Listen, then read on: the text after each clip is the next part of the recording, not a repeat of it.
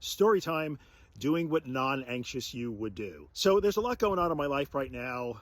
I'm not immune to stress. Sometimes I feel it. Last night around 3 a.m., I woke up. I had about an hour of some pretty intense air hunger. You know, that feeling where somebody is like sitting at the base of your throat and you can't get a deep enough breath. It won't trigger panic like it used to, but it is really uncomfortable and it kept me awake and I didn't like it. I finally fell back asleep, and when I woke up this morning, I was feeling some aftershocks from that. My anxious brain, which still exists because remember, there's no delete button, those pathways are still there, kicked in and really wanted me to pay attention to my breathing. This is where we connect to what matters to us. What is important to me? I value things like kindness or tolerance or participation, like being engaged in my life. Those are some of my values. So my dog Copper, who can be a bit of a pain in the butt when he's bored and needs some attention, loves the snow, and we got snow right now. So instead of spending the rest of the day just paying attention to my breath, like the anxious part of my brain wants me to do, I can use those values to say, can I be tolerant of Copper's dogness